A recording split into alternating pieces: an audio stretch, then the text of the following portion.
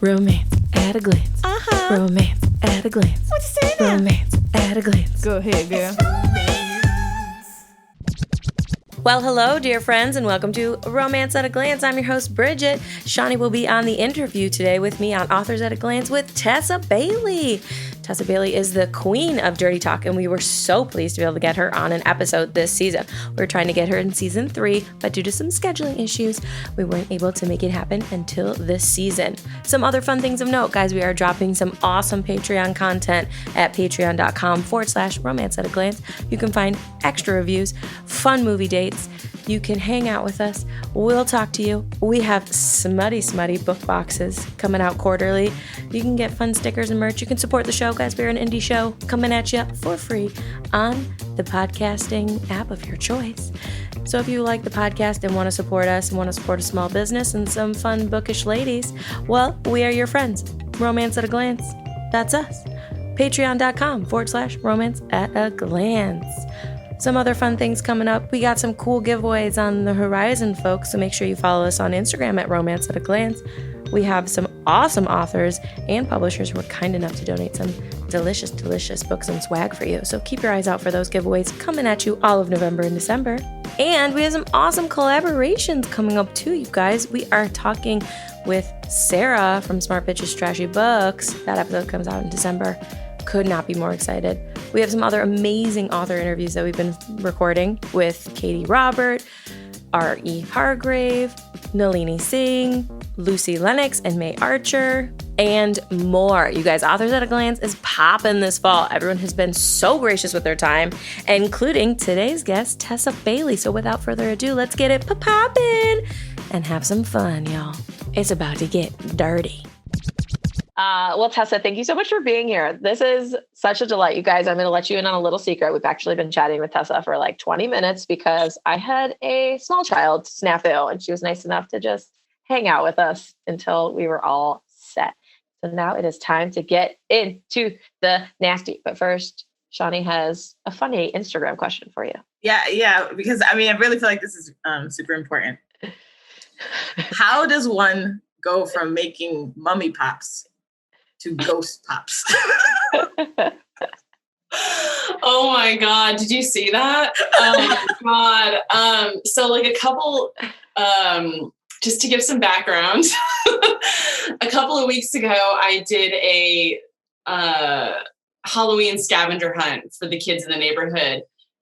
And because, like most of them didn't trick or treat this year. So we just wanted to do something that was like, among like 6 families, and it was all outside and masks, et cetera, et cetera. But I was like, we'll have like I'll hand out some treats in the backyard afterwards. It'll be great. And I don't bake. I don't cook. Like I don't have any utensils. But I watch Bake Off. So I think I know what I'm doing. I'm like, that doesn't look that hard. So I tried to make, and it was really basic. It was like it was like stick a stick up inside of a marshmallow treat, Rice Krispie treat, dip it into the chocolate or the candy melts, like the vanilla candy melts, and then pipe on some mummy stripes. Like the first one came out. Turn out that way. Yeah. The Instagram story was like, this is working out wonderful. And then 30 seconds later, I was like, God damn it. I was like, this stuff turned to concrete in 30 seconds, Yeah. Candy melts are tough. I am a baker. I love to bake.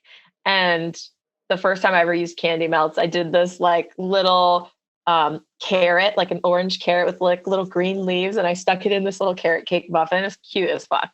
But I totally fucked up like 10 of them before I finally got the rhythm and the timing. Cause you really got to know what your vision is, and you got to execute quick and then get it on a flat surface so that it doesn't get all smashed and nasty. It's true. You really have to have a game plan. There's no time for delays. I was like, somebody said to me later in the day, they're like, you need to keep, your candy melts, like on a warmer. You need to keep it on top of a warmer. I was like, I said, look, cut the hole in the plastic bag and stick the thing in. I can't be like scooping that stuff in every 30 seconds. Like that is way beyond my capabilities. So anyways, the mummies just decided they had to be ghosts at the end. Hey, the kids loved them. I bet you the kids didn't care at all that they were ghosts. They were like, this is chocolate and Rice Krispie? Well, I'm into that. They didn't care. No, they didn't It care. really was funny though, because it was like, she's like, oh, okay, I got the hang of this. And she made one. It was a really good little mummy, you know? And she's like, oh yeah, I got this. And then the next slide, it was like, I don't got this. This is not working. Well, lucky for all of us, you've got the writing thing down because we are loving your books. You are one of the very few authors that we have done 2 books on now, because we did your book Heat Stroke in season 3. And my sister actually coincidentally was on as a guest host. So Shawnee didn't read that one. And so then I was like, season 5, I got to get you back. Got to get you. So Shawnee's got to read the Dirty Talk. So that is how we squeezed you into season 5 with Officer Off Limits. And I think Dirty Talk, I would say if I read through most of the like reviews and interviews that you've done, I would say like Queen of Dirty Talk is the thing that I see most often. How do you craft like the steam of that? Because I find for me personally, it really gets me into the steam. It really gets me into that emotion and that like, I know exactly like what each character is feeling. You balance the naughty with the feels and like emotions behind it very well. Thank you. Yeah, my claim to fame is that Entertainment Weekly called me the Michelangelo of Dirty Talk. Oh, that's awesome. I put that everywhere because I have no shame. So my thing with Dirty Talk is when I first started reading romance novels at 14, I would pick up the book in the bookstore and I would flip to the sex scene like everybody else, right? And I would read the dialogue. It was like the thing I wanted. I wanted to hear what the hero was saying to the heroine. Like I wanted to hear that. And it's always been my favorite part of a sex scene, and maybe arguably the entire book. But I think it's really, as long as both parties are consenting and enjoying the moment, I think it goes a long way for the woman to be objectified. I know that sounds terrible, like maybe taken out of context, but I like being objectified in those moments. And as long as it's like something that I'm on board with and that I've told my partner that I am enjoying, I think it's really sexy and it's really hot for the man to like turn you into this object. And like, you aren't a mom and you aren't whatever your job is, like you are just this, like, you're just like the sex object.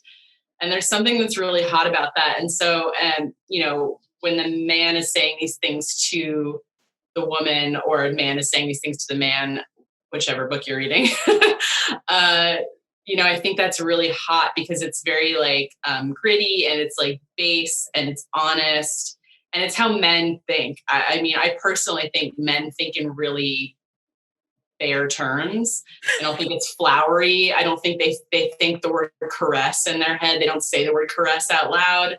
Like there's a lot of different words that I don't think men ever think in their head. Yeah. So I think it just has to be, it's like when it comes to dirty talk and when it comes to any kind of like mental, dialogue that's happening in a sex scene, it's like very almost kind of like an animal level. Yeah, well, we love that primalness of it because Yes. I totally agree. I think, if I was walking down the street and someone was like, that I didn't know, was like saying something very vulgar to me, or like saying like, "Ooh, girl, you have ass I want to like stick my dick into," I'd be like, "Yo, I'm sorry, excuse me, sir, I will call the police on you right now." However, if it was someone that I was down to clown with, I'd be like, "Please do. Let's talk about it. Let's make this happen." Let's talk about this more. Yeah, I'd be very excited. I think you're nailing it when you're like, I think guys think about like the barest, they're like, especially when the moment is right in front of them, they don't have a lot of words. to describe. I need to come. I need to come. Yeah. You know, we were talking about lingerie. One day we were like, is lingerie still a thing? And it's like, when I was 20, you know, you go to Victoria's Secret and they sold you that you needed to wear lingerie for your dude. But let me tell you, I like get the best response out of wearing a tank top with a little bit of side boob and some booty shorts. And that's it. My pajamas where he can see my nipples poking out. And it's like, oh shit. Oh shit. I recently bought like some nice lingerie and it was completely wasted. Yeah, it was like, can you take it off now? I feel like it's for me more. It's like for me to be like, ooh, what do I got under my clothes? So I like for me, it's like getting into the mindset of, which to preface this, dear listeners, you guys know that I'm in my pajamas all the time. You see me on Instagram, you know. But I do like the idea of like something secret under your clothes kind of thing. Yeah. Like that for me, is it like he could give a fuck. He wants all the clothes to come off. He doesn't care at all what I'm wearing. But I like the idea of, ooh, well, maybe there's a sexy time under this outfit. Ooh. I think that's what the dirty talk does too. Like, it puts the ideas, like it plants ideas in your brain. So when you do hear dirty talk, and there's so many books where they don't dirty talk. So it's always when we get dirty talk, we're like, oh my God. Yeah. Like, but it plants those seeds. And the thing is, it doesn't have to be anything that's ever going to happen. Like ever, you know, just say it. Just say that shit is happening. It's flying, you know, yeah. Like just the suggestion of it. And like the fact that we're having some, like such an intimate conversation is sexy in itself. Yeah. It's almost a little bit forbidden, you know? Yeah. And Officer Off Limits, when he started with like, are we gonna go nice and slow? Are you gonna make me sweat for it? I was like, ooh, well, make you sweat. I'm gonna make you sweat for it, bro. Come on. Yeah, he was dirty. I just remember I can't remember a ton of specific lines from that book, but I remember him saying like, push that hot ass up against my stomach and take it deep. Yeah. And somebody made a teaser out of it, and I was like, that was good. That was good. I think Bridget actually read me that line. I feel like I did. I did, Shawnee. I got a call. Tessa, listen, I got a call in like the middle of the night that was like, Shawnee, this book. And she's like, I'm just going to do you a favor. I'm going to start reading you excerpts. So she just started reading. That was from Heat Stroke. Because I knew you weren't going to read it. Because Shawnee only listens to audiobooks and there wasn't an audiobook. So I was like, well, I know you're not going to be reading this one, Shawnee. So I'm just going to read it to you. So I read her like 10 of my favorite passages and she was like, oh shit, this book is hot. Oh my God. I loved Heat Stroke. Yeah, it's even different when it's two men. It's even better because like there is no, it's like just, it's way more honest, you know, and nobody's worried about what their body looks like. No. You know, I feel like that's like a real heroine thing. That's like a real like, what is he, you know, oh, my thighs and my stomach and what is he thinking? Men don't think like that. They don't care what the other person's thinking or the way they look or. Well, they're just like, she's going to let me fuck her? Like, okay, great. That's all they're thinking. Great. This is okay. Don't fuck it up. Don't do anything stupid to fuck it up. Don't say anything. My thing is don't talk. Like, what if a guy's already got me? I'm like, don't say too much because you could fuck it up by saying the wrong thing. You know? Like if you say something real dumb, I'm like, shh, it's okay. But like, guys, I think are very primal in their needs, and they think like because they're a guy, they know what another guy is thinking very easily. I think. Just the same way, like I find it very easy to be in, like, I don't know what the word is, but to be in groups of women. Like if Bridget is doing something, I know intuitively, like if she's cooking, right? I know she's going to need this, a pan holder. So before I see that she needs it, I'll like, you go get the thing and you help. I feel like women naturally do that because we think alike and we know, you know, and I think guys are the same way in their basic primalness of sex, because I've seen two guys meet and they already know what time it is. Like, you know what I mean? There's not that much conversation. They already know. You a dude? I know you're horny as fuck. We're about to do this thing. Let's go. Yes. I think like I honestly think it must be so like nice not to have to overthink everything. And like I know that's how I write it when I'm writing mail, but like in real life, just can you imagine just like meeting somebody and being like, well, we're connecting, so this is happening. And we don't have to like drag this out too long. I mean, not that everybody's the same. I'm sure everybody's different, but yeah, I just like love the Marcus, the push and pull of Jamie and Marcus, and them both wanting each other so badly. It was like, oh, I was horny the whole time I wrote that book. Yeah, I was horny the whole time I read it. Me and my sister were like, this is the best book of all time. Well, Marcus is really like, he was like probably one of my favorite characters I've ever written. And he's so relatable. And he was so kind of like, somebody just used the word himbo on Facebook, like a bimbo, but a man.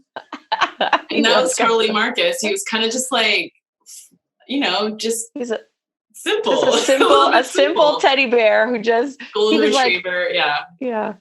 And Jamie, wasn't really relatable, but you could see Jamie falling for Marcus, and that's what made Jamie relatable, because we were all falling for Marcus at the same time. Mm-hmm. Oh, I love that book. I want to go back and read it. You should. It's a quick read, you guys. If you didn't listen to that episode, first of all, go buy the book and then go listen to that episode in season 3, because me and my sister read a lot of the best scenes out of it. And it was a real fun cackle fest. So go check that out. I'm wondering because there's a lot of authors who write male. There's a lot of authors who write male-female. And I feel like there's not as many who write both or like go back and forth. Was that like a conscious decision, or did you just like, oh, I have this idea, and then you kind of ran with? I think initially, like my first male book was called Wound Tight, and it was in the Made in Jersey series. And I didn't like plan on writing a book for that character. His name was Renner. He was kind of like the villain of the series. But then I was like I had written him as a gay man. He was a gay man.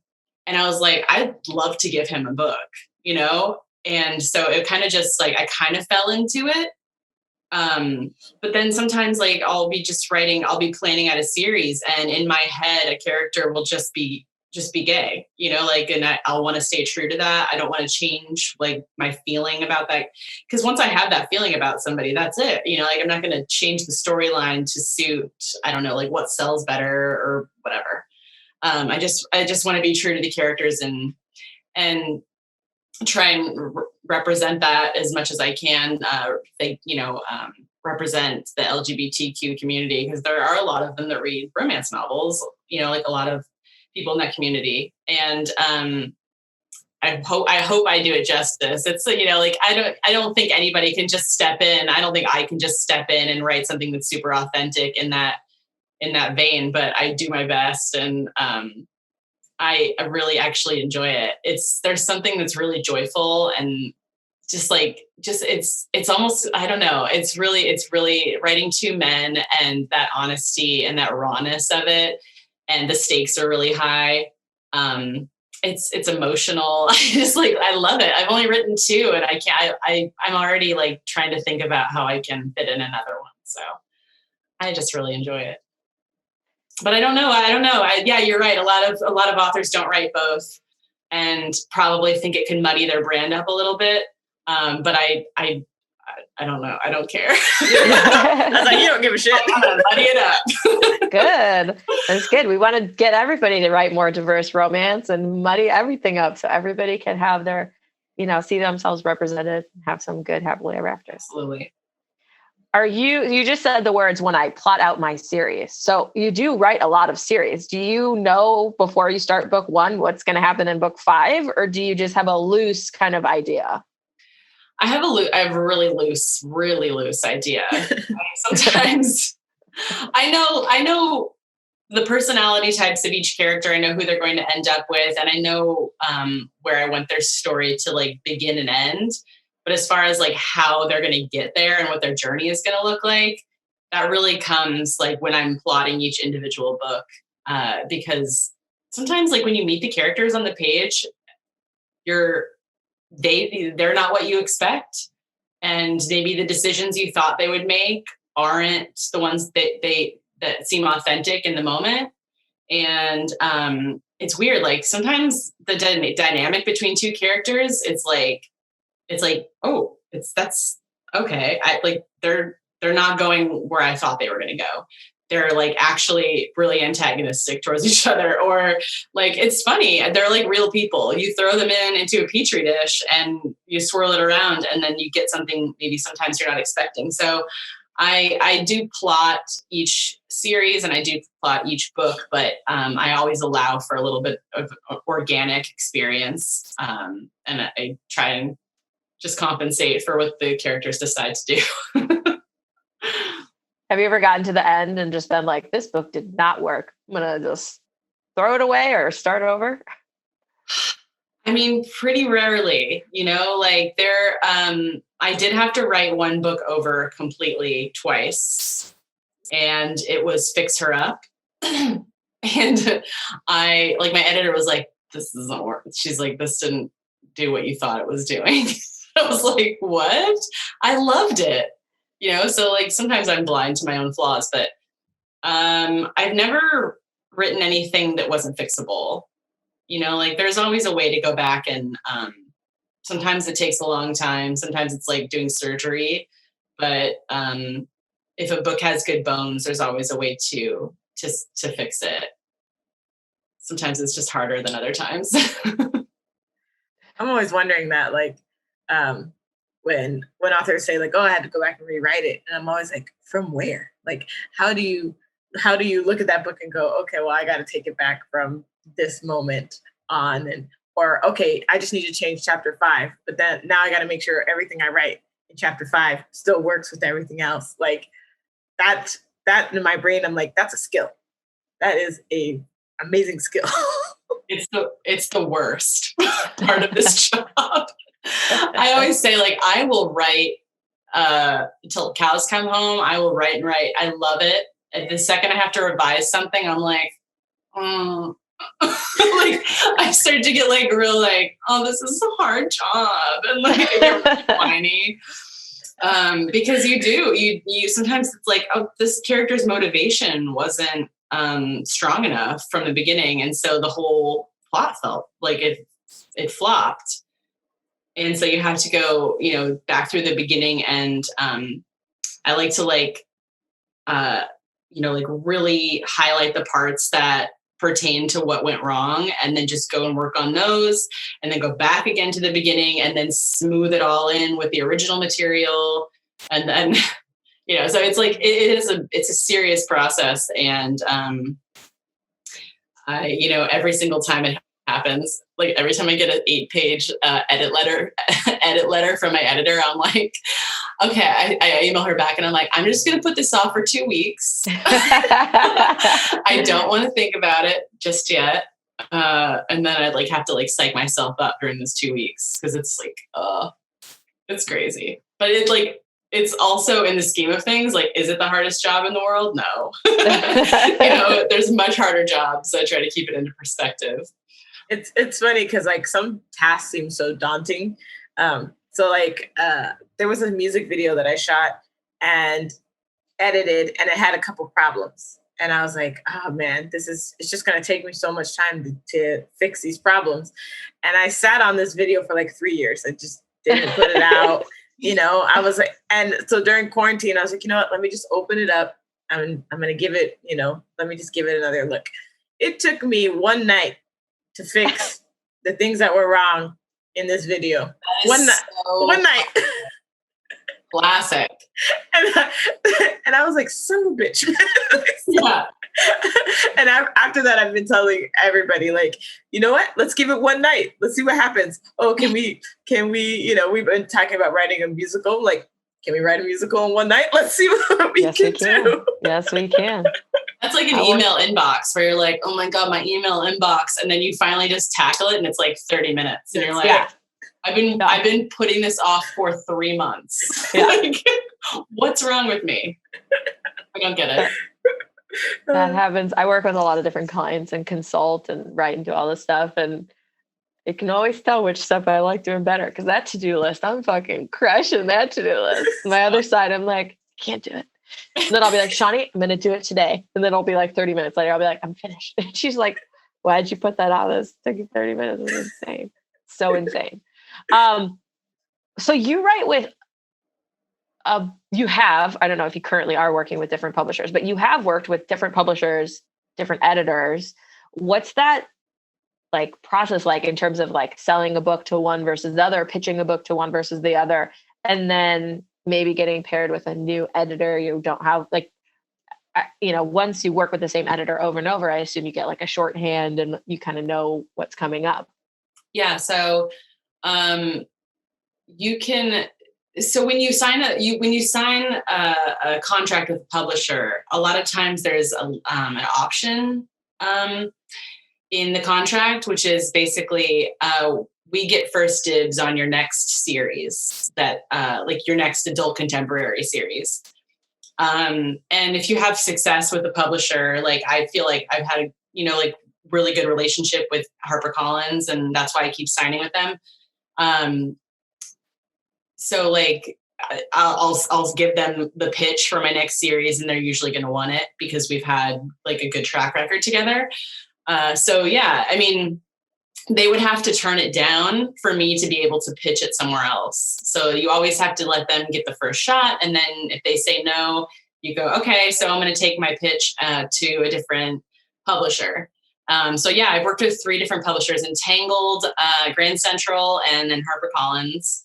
And like, I feel like I found a really good fit with HarperCollins. The editor there, like her and I, we're both from San Diego, which I don't know if that's like, we're both California girls, and we are kind of like relatively near the same age, and like we kind of understand each other's language and humor. We have the same kind of humor. And it's really, I feel like it's rare to find someone that has like a personality that clicks with yours that well. So when you find one, you got to stick with them, and like also trust with an editor is like a very important, hard and important thing to build. So once you've built it, you cherish it. Yeah. Perfect. So yeah, like I've had all kinds of different experiences, never really a bad one, just like always like looking for a better fit until you find it.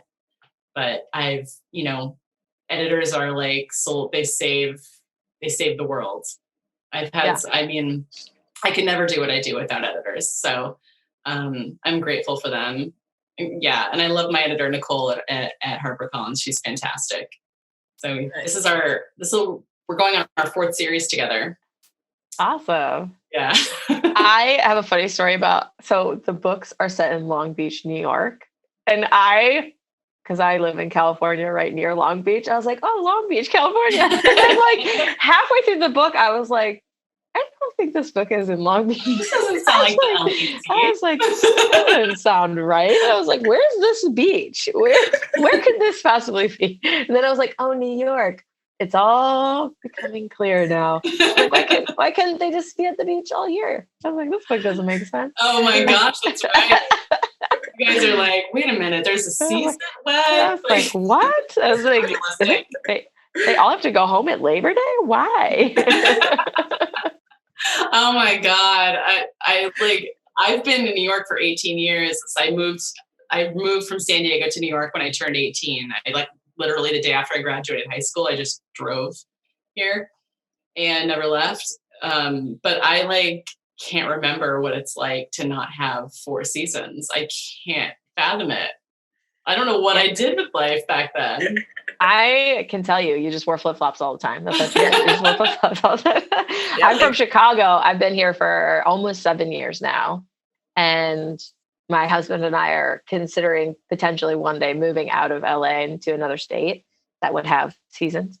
And I was like, honey, he's from SoCal. And I was like, I don't know if you can handle it. I don't know if you understand 3 months in a row of scraping the snow off your car or raking the leaves every day for 2 months while they fall off the giant, maple and oak and whatever trees in our front yard. Like, I don't know if you could not wear flip-flops he's worn flip-flops every day of his whole life. I can tell you right now, that man cannot handle, will not You will move back within 6 months.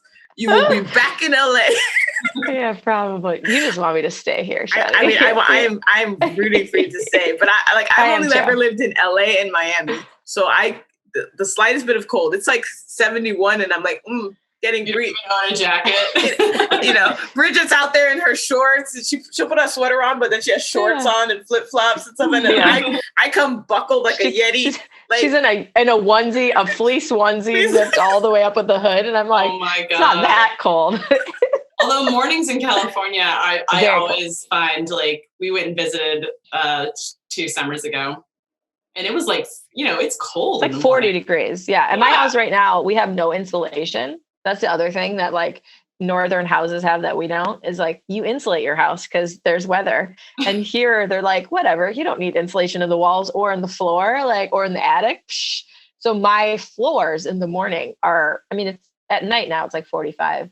My floors are like ice cold. I mean, the kids, I had to put shoes on in the house because, like, they don't want to play they're like, let's play in the bedroom on the carpet. And I'm like, that's fair. I mean, my feet are frozen. So it's a strange life living in Los Angeles. That's for sure. Speaking of Los Angeles and movies. Yes. Are your books being optioned, and can they be into movies? Because I was thinking that your Hot and Hammered series would make a great movie series. Thanks. I mean, I don't know. My agent says, like, sometimes, like, she gets calls once in a while, people asking to option it, but it's like the Hot and Hammered series specifically. But it's more like we'll just, we'll give you money if it gets picked up by a production company. Is that how it works? Right. Yeah. And she's kind of like, like, it'll just sit there. I'm like, you're probably right. But I don't know. It seems like a lot of books are being, like, romance novels are being made into movies, and it's like a really exciting time. Like, not just passion flicks. Like, now we've got Netflix, we've got 365. Like, yeah. And so I don't know. I hope so. Hopefully someday, but there's nothing in the works. Because I was reading it, and I was like, because Shani hasn't read that series yet, and I was reading it, and I read the ARC of the last one last month, I guess it was. And I was like, Shani, this would be a great movie. It's a contained location, because, like, we come from a production background. So I'm always thinking logistics too. I'm like, any of the ones that have like Officer Off Limits would be harder because you have to have, like, the snipers, you have to have weapons. That immediately makes things more expensive. Like, you have to have more gear. But I'm like, all you need is a small New England town somewhere with the tree, with the look. I was like, that's pretty easy. One town, maybe 5 locations total in the town. I'm like, you made this movie. I was like, I agree. I mean, call me Hollywood. Hollywood, get on this. I'm here. That would be thrilling, but I don't know. That feels so much. That feels like something that happens to other people. I don't know. People, like, anytime someone asks me, like, so is there any chance of I'm like, no, there's no chance of books being made into movies. Because it just seems like something that happens to other people. And, but someday. I feel like if Julia Quinn can get the Bridgertons made, which is historical, is so expensive. Like, there's a way better shot for you getting hit by lightning than that, actually. That Bridgerton is going to be, my hopes are way too high.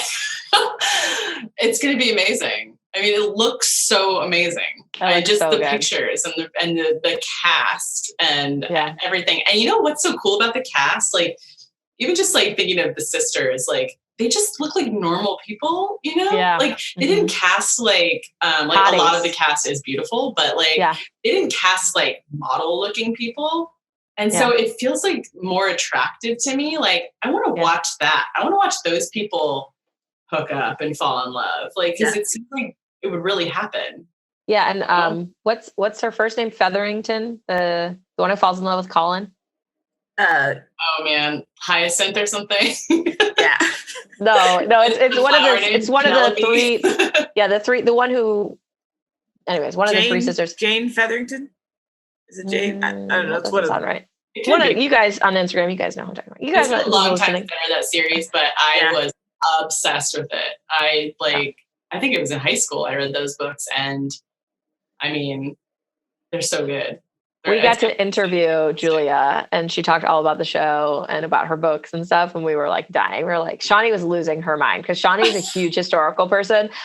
Shawnee's been introducing me to historical. So through the podcast, I've now read 12 historicals, and I've been having a lot of fun reading them. Shawnee has been, she's probably read thousands over the course of her reading journey. And so she was like losing it. And I was like, okay, you can do this, Shawnee. It was like, before we interviewed her, it was like, we had this like, we ran around the house. It was like, get it out, get it out.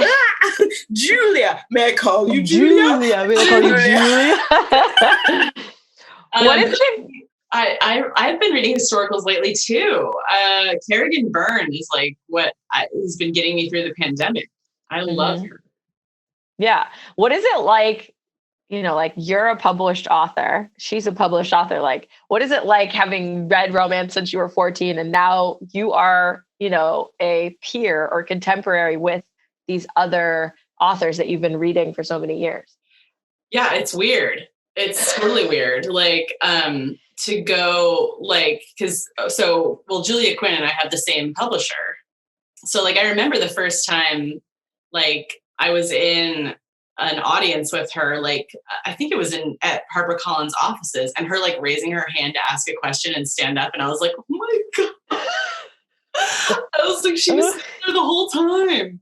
And then, you know, like I haven't been on a panel with her, but I've been, you know, like at KissCon with her in Chicago, and like Sarah McLean, you know, like being on a panel with Sarah McLean is totally surreal every single time. And yeah, like it never gets old. And I always feel like an imposter. But, you know, like maybe I actually more recently I've started to be like, no, I feel like I've written enough now to feel like I belong. Yeah, you have. You're a published author. You got multiple series. You got over 10 series. Like 50. Yeah, I was like, you've written like 50 books or 40 books or something like that. It's creeping up on 50. And I'm like, I think it's just because the whole thing's been a blur that I didn't stop to take stock of like what I've done at each point or milestone. And so, yeah, maybe it's the pandemic. Maybe that's the one good thing that comes out of the pandemic of like going, oh, like actually taking time to think about it. But it really just never stops being normal to like go and, you know, like Louisa James and, you know, just big authors that were big when I was a kid, you know? Yeah. So it's super cool. It's the coolest thing that will ever happen to me. So my nieces and nephews, so like Bridget and I know each other. We met actually at YouTube. But I remember one day my niece, like overhearing my niece in the other room saying to her friend, she's like, that's my Auntie Shani Nani. She's on YouTube. And with the greatest, like, you know, just like she put all the respect on my name. And I was just like, oh shit, she thinks I'm cool. Oh shit. You know? And I feel like it's gotta be that like when you're, you know, going to panels or meeting fans or that sort of thing, you know, he's gotta have a little bit of that feeling where it's like, oh shit, somebody thinks I'm cool. I'm good. Yeah, I think most authors can relate to it, where it's like you are in your own house all the time, and you're like the only company you have is yourself. So like when you actually go to panels, like, and then you meet people who read your books, it's like, oh, like this, people have been reading the books that I've been writing. Like that's, you know, and you kind of like remember and you realize like that what you do is actually kind of like it's affecting people in a way, like even if it's just for an hour or two. And it's like, it just makes you more excited to go home and start again. Keep going. That disconnect sometimes I find, like, so, you know, if you put a video out on YouTube, the only feedback you really get, right, is if people comment or write to you. That's how you know that whatever you're doing is effective, or but you rarely get that, you know, feedback, you know. And so it's something you just put a work out there and it's out in the world and you don't know what it's doing out there. And there's always this curiosity in my mind, which is like, it's probably 1/100th of of people who are commenting. What is, everybody else, what's happening with them? What's, and that's just an interesting, thing. Yeah. It's like putting out a book and like, every 400th person leaves a review or whatever it is. And you're like, who are those people? I want to say that I am those people. Before we started this podcast, I read hundreds of books a year and I never review any of them. Even now, like obviously I review all the ones we do for the podcast. And I would say of the rest of the books that I read, I maybe review 25% at most. It's funny. I now try to do ratings. I do try to do at least a rating because I know that's helpful. But it's just like, I just want to keep reading. I want to like keep talking about it. It's that the sitting down and like stopping and not starting the next book. Cause of course I finished your book. And instead of doing my notes, like I should have right then, because I don't ever do that. I immediately was like, well, let me get the next book. And then I ended up actually skipping that one and doing the one, the fifth book where, staking his claim. Yeah, where he goes and picks up the younger sister and she lies to him. And then he starts spanking her. And I was like, this is the one I want to read today. And so I skipped right to that one. And I was like, Shani, this book is also great. She's like, when did you have time to read that before you recorded? And I was like, I made time. I made time by not writing the reviews. Yeah, it's weird because like I think of like the author that I'm most obsessed with and like the one that I hunt her books down the second they come out, and I don't even leave the reviews for those books. Like, so, you kind of think, oh, the people that leave reviews are my really like my hardcore fans. And then maybe they're not, you just don't know. Like some people, like I wasn't aware of any of this romance land, but when I was just a reader, like, I would just go on Amazon or I'd go to the bookstore and I would look to see what the current book is from my favorite author. Exactly. I didn't go on Goodreads. I didn't go in Facebook groups. I didn't have podcasts. Like it's kind of like something I only became aware of when I became a writer. So I have to imagine that there's a lot of people out there that are just like in their own, they're just they do it, Yeah. But Goodreads lies. Let me tell you right now. Yep. Goodreads is just like, we have found not the greatest place to get a good representation of how good a book is or is not at all. Yeah. Because we've picked up books that have been raved about. And we're like, what? Who read this book? Who read this? 5 stars. It's not look, even if you thought you really like this book and we disagree, it's not a 5-star book. I'll tell you that right now. And they'll be like thousands of 5 stars. And I'm like, I find it very interesting because there's this idea, I forget what the psychology term for it is, but it's like you either give something 1 star or 5 stars. People have a really hard time giving things in the middle. So it's like the same if like you're on Yelp or something, you're like 5-star restaurant or I hated it, 1 star. But it's like really most things are in the middle. They're not 1 or 5. Most things are, in the bell curve. They're at 3 or 4 too. Yeah, it's pretty subjective, that site. And I mean, like I have books on there that are rated higher than Catcher in the Rye. Is that fair? No, it's not fair. Does that make any sense? No, it does not. Actually, I disagree with that, and here's why. First of all, I love your books, so I would disagree with you. I'm gonna give you some confidence. Secondly, it's all about the genre you're in, because you can't compare yourself to Catcher in the Rye. You're completely different genres. So we always talk about when we're doing our reviews. And we've been called savage before because we are very I don't want to say aggressive, but we're aggressive with our reviews because we want people who listen to our podcast to know if we give it 4 or 5 stars, like buy that book immediately because that book is great. If we give it 3 stars, it's hitting exactly what we wanted to hit in that subgenre or genre and what we expected. 2 or 1 stars, like that's a skip for us. But like your books for the genre that they're in deliver so well. Like when I come to read a fun contemporary romance that's going to be steamy, like your book is hitting all those bam, bam, bam. Like you're not hitting Catcher in the Rye because you're not aiming. Like that's a completely different, like I'm not in the mood to read Catcher in the Rye today. I'm in the mood to read Tessa Bailey. Catcher in the Rye, you read once. One Right? time. One time in high school. Tessa Bailey, when you pick up that book, it's an investment, right? An investment. I bought this book, it's an investment. You know how many times I'm about to pick this book up? More than once. More than once. I might skip to some favorite chapters, but I'm gonna read them more than once. I'm gonna pick it up with one hand. You know what I'm saying? Yes. That's our tagline. May your books be your lover and your hand your best friend. That's our Oh my God. Hilarious. That's so good. merch. Yes, merch. Speaking of merch, do you do, like, obviously you write a ton of books. Do you do any other sort of like merch or Patreon or any other outside stuff? Or do you typically focus on just writing more books? Yeah, I don't know. I have done like merch like in the past. But I just get I don't know. I really just want to write books.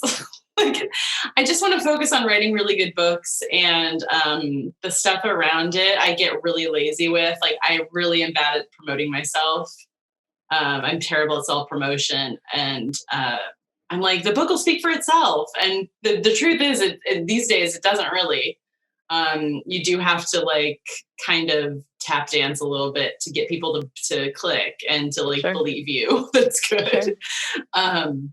But yeah, I could be doing so many things better. I always see Willow Winters has a subscription box, and she's got a online store for signed books. And I'm like, it's another one of those things where I'm like, if I just took one day, I could have that figured out.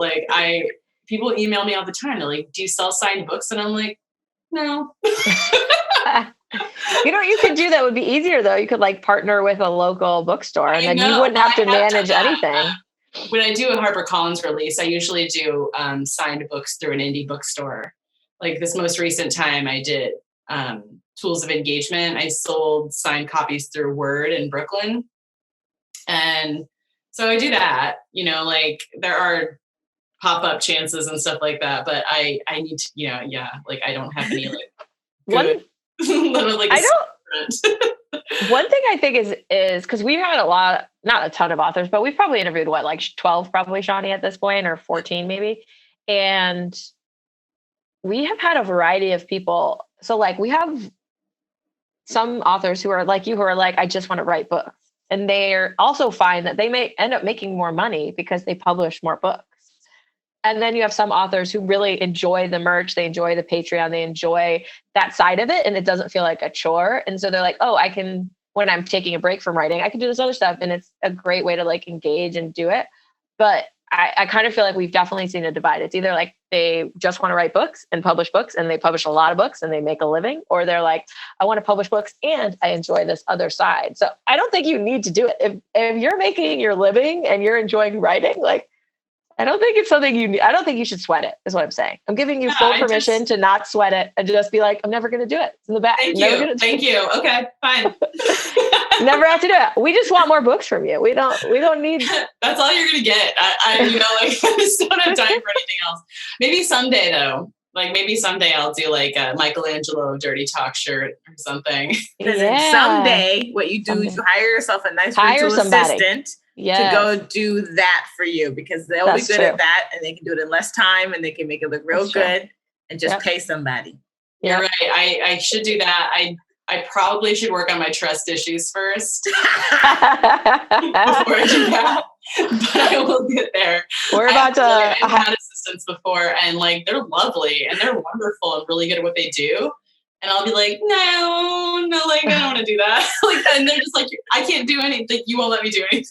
Yeah. I have problems. Yeah. We're about to hire an intern, and I'm on the fence about it. And I'm like, Bridget, you have to hire this intern. You guys need help. And I'm like, I don't know if I thought her writing was strong. Not I can't rewrite it. It doesn't sound like you, right? Yeah.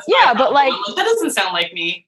But I'm also but you could just do the writing part. She could schedule it all. She could do all I could write her some stock, response. Here's 12 different things you could post as comments to different whatever. And I'm like, it could happen. And also I'm like you, and I'm like, or I can just do it all myself. And I'm like, you can't, Bridget. You can't. But I get it. But I want to. I can't hand over editing of music videos to other people. Like, I can't have my footage in other people's hands. I can't, like, it's just, it's so hard. That release of letting go. That, like, it's like a perfectionism type thing that just, like, it's weird because you want to let it go. You're like, this is not serving me. I need to let it go. But also I'm holding on too tightly. Yeah. I mean, that's, I like, no one, it's like, I know other people could do, like, I've talked about this before with my friend, and it's like, sometimes it doesn't need to be done your way. Sometimes it just needs to get done. And like, that's something I try to tell myself all the time, but it's like, it's like, then I forget and I forget.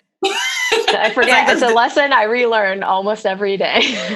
Bridget's helped me with that because I don't like to be on social media, right? But for what I do, I need to be on social media. And I'm like, but I come from like a family of divas who, like, you gotta be camera ready. You gotta have your face on. You gotta do a thing, whatever. And so I don't like being candidly filmed and then posted online without me knowing it and that sort of thing. But Bridget is the opposite. Bridget's like, she's in her pajamas. She's like, this is me today, fresh face Thursday, so there was one day, she was like, well, Shauna, you can film me anytime you want. It's fine. And she was like, Shauna, you got to let go. Like, yeah, you just got to let go a little bit. So I've been trying to incrementally, like. You've been doing a good job. You've been letting me post stories without checking what I'm posting. So I'm proud of you. In my brain, I go, okay. Yeah, that would be a real tough call for me. But I mean, it's like, I just want to lose myself in stories, I think is what it is. And it's like, I don't want to like open myself up for like immediate feedback. I'm like, I want to like, just like kind of like keep myself in this little safe place until I'm ready to like let it go.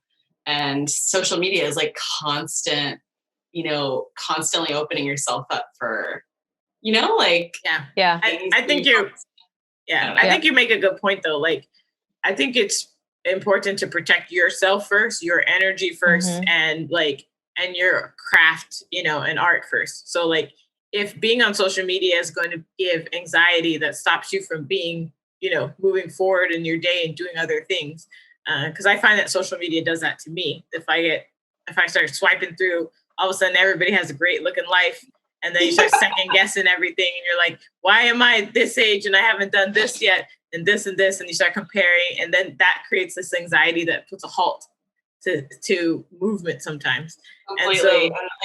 And now after watching The Social Dilemma, it's like I'm so much more aware of like what I get from positive feedback that I'm like, oh no, it's artificial and I need to like cut back on it a little bit. Have you guys seen that movie? No, I haven't watched it yet because I'm in a strictly happy place in terms of my consumption of media. So I'm only reading obviously rom-coms and, romances in general. But like even the movies I'm watching, like there's a bunch of things that I'm like, that looks great. That's a 2021. That looks great. That's the 2021. Is that because of COVID or the elections? It's both. It's COVID. Both. It's the election. It's just like the general buildup of just like too many things. Like you said, it's like some great thing happens and then something else happens back, and you just like. And so for the rest of the year, I'm like, you know what?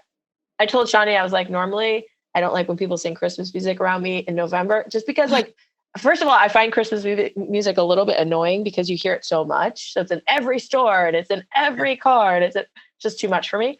But I'm like, you know what, this year, I'm going to start watching Hallmark movies this week. I don't care. It's November. I'm going to start watching Hallmark because I just want like, for sure. I don't want any twists.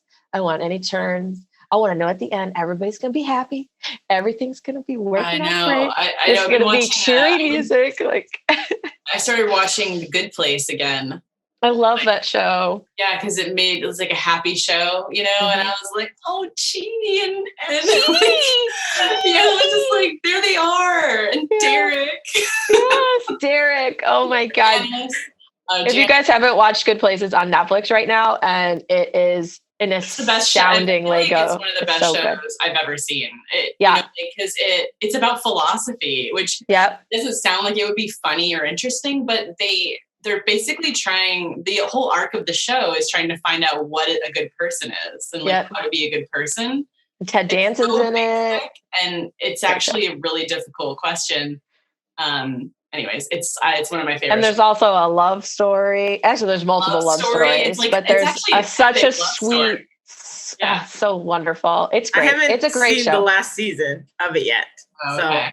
So I don't know why. I think we just got busy with the podcast, but I was like very into it. Yeah. But the weird thing is, and I actually don't know where the love story goes between Chidi and Eleanor. And Eleanor. But it was weird because I could see that they were trying to sell this love story, and I was like, I'm not for this love story at all. It didn't feel like a lot like, you've like the chemistry of characters, right?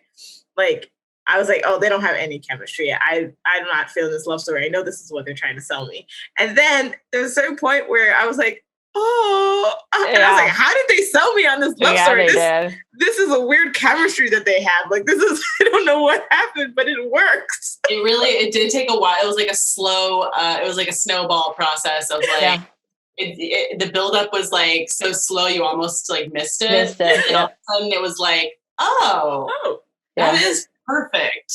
Yes. The way he looks at her and the way that she's kind of like self-conscious because she feels this way he doesn't feel. Oh, it's so good. So good. It's a great show, you guys. Everyone immediately go and check it out on Netflix. Yes. Highly recommend. I want to talk about your book covers because you have had a variety of styles. So your latest one was illustrated, but you've also had, like the sexy folk on the cover. Which are your favorite? Which do you naturally pick up in a store? It's funny, like lately I've been picking up illustrated covers. It's like I got sucked in by my own scheme. I don't know. I was like, oh yeah, like this is something I would like because I liked something else that looked like this. It's so funny. But I always say like, it's the exact same book I always write. It's always like, I'm never going to write something that isn't nasty and sexy. Yeah. I'm just always going to write that. Yeah. I'm always going to write the same, like funny. It's always going to be kind of like a rom-com, whether it's got abs on the cover or whether it's like people that look like cartoons. It's always going to be funny. It's always going to be hot. And hopefully fast-paced and witty. So really the only thing that changes is the cover. So I laugh because I'm like, Target would never put me in their stores until we put cartoons on the cover. But I was like, joke's on you, Target. There's just as many blowjobs in this one.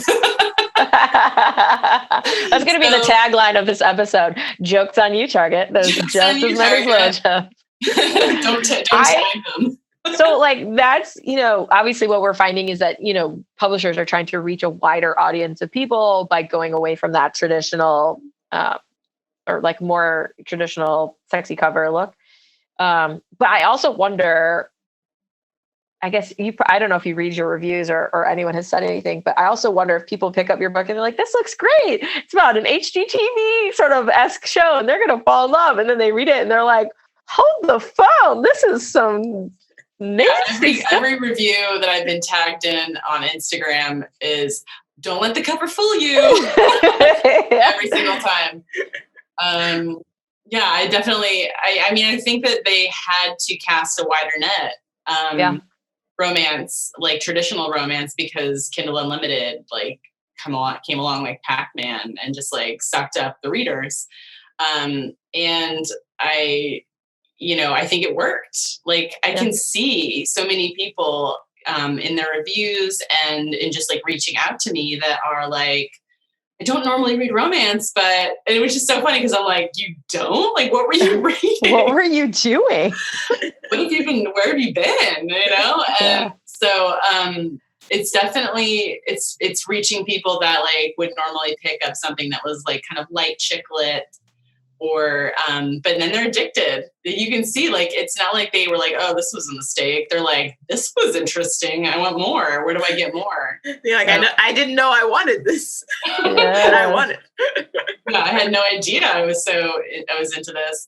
And then you catch up with them like 4 months from now and they're just like whips and chains. They're like, I found my place. I found my place. They have your whole back Cadillac, stacked up next to them.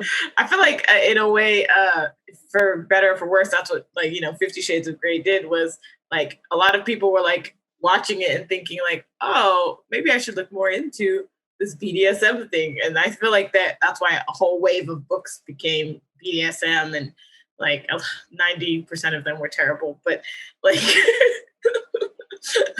but like I think a lot of people just in general became much more open about BDSM, talking about it, because of that. It was like, oh, I didn't even know. Like, I watched The Secretary when I was, I don't know, really young. And it's like a, movie about this girl. I love The Secretary. Yeah.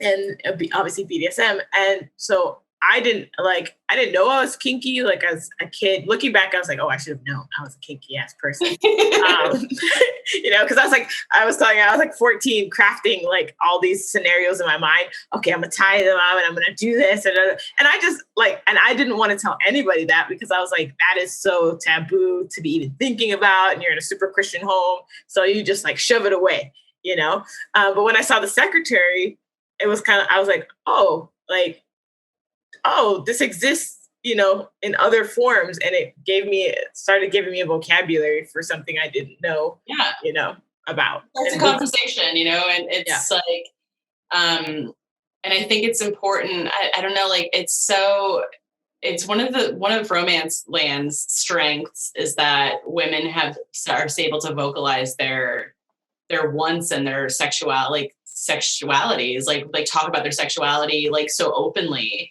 And like, so even if you didn't like 50 Shades of Grey, like, it got you talking and it got you wondering, why don't I care enough about like my own orgasms? I don't know, maybe not that basic, but like, why don't I think about this more, and why don't I explore this more, and why don't I, like, what do I like, and it was kind of like a really sparked a conversation among women and got women talking, and like, I think hopefully reduce the shame that comes with liking sex if you're a woman, That's our big goal. We're always like, we want anyone to come to our podcast and listen. And we're all for all the different things that happen.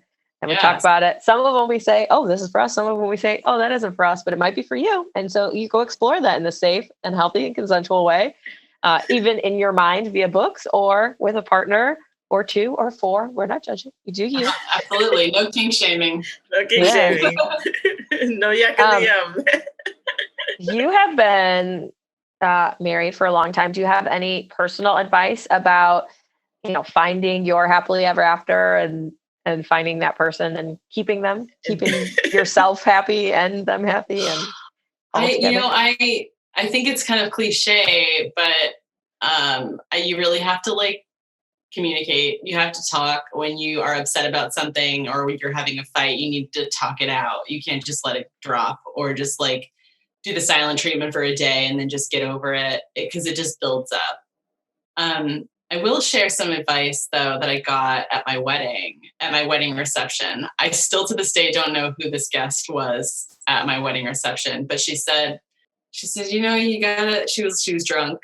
She was like, maybe in her like late 30s, like early 40s. She was like, you got to communicate, and then every once in a while, put it in your butt. So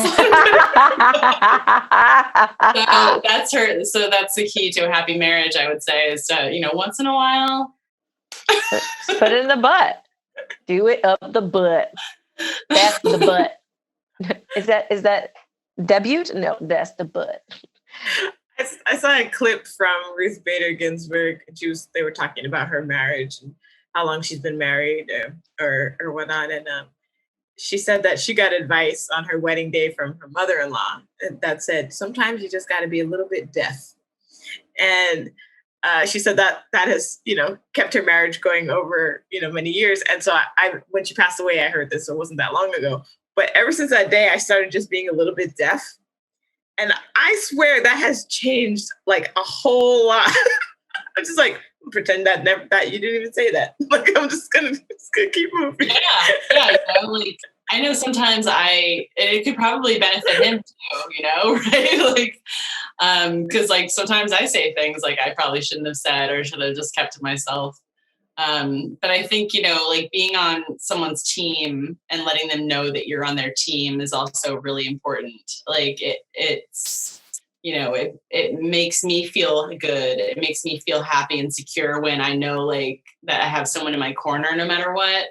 And like, I wrote a book called Love Her or Lose Her recently. And it deals with the love languages like that we each have. And it's like, we each have a preferred way of giving love and a preferred way of receiving love. And I think it really made a difference when I found out what mine was and what my husband's was. Like his was physical touch and mine was like verbal, like words of affirmation. Yeah. And I was like, oh, like obviously, and so it helps us like communicate better. And you can also find out what your children's. I just found out what my daughter's my daughter's love language is quality time, like time spent. And like I just like in reading up on that, I realized there was things I wasn't doing, that maybe like I thought that I was covering, but I wasn't. So I just think like learning about each individual person, like there's no sweeping rule for any marriage or any parenthood. Like there really is, it's individual. So that's my advice. Take it or leave it. That's great advice. Yes. So is there a question that when you do an interview that you wish people would ask you, like something you wanted to gush about or talk about, or that just like nobody ever asked? Let me think.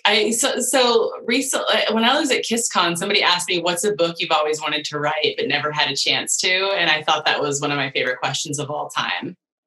And at the time I hadn't written the paranormal series yet that I'm writing. And so my answer was, oh my God, I've always wanted to write about a family of morticians. And I, it like, just saying it out loud made me do it. It's so weird. So I think that was one of my favorite questions of all time, is somebody asking what's something that you want to write, but you like haven't either had the bravery to do it or the chance. So now my goal is I'm going to say it out loud so that I can't go back on it.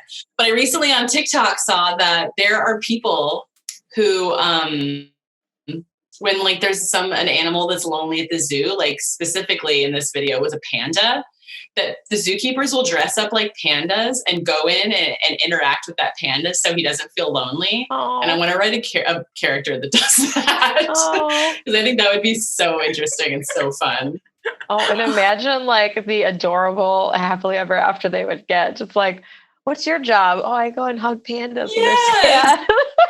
And so cute. And my twisted mind was whoever is in there is getting hugged by a panda. In a suit. Getting hugged in a suit. I was lonely, but come here, girl. Let's get. Well, but part of me is like, they cannot be fooling that panda. Like the person's at like 5'5" at minimum. So like, is the panda that stupid? Like, probably not. But the panda probably just wants somebody in there. They don't care that it's a human. They just want a friend. Throw the intern in. That's awesome. Well, Tessa, thank you so much for being here today. This was so much fun. Oh my gosh, I had such a great time. I'm so glad we got to sit down and connect finally. And thank you for all the love you've been showing my books. It means so much to me. And it was great to be here. Well, I mean, you show us a lot of love in those books. I'm just saying. Yes. We are here for you, Tessa Bailey. My pleasure. And yours. And ours. All right. All right. Well, that's all we have time for, dear listeners. Until then, may your books be your lover. And your hand, your best friend. Thanks for listening. Subscribe to our channel to get new episodes, clips, and more. And click here to watch our previous reviews and author interviews.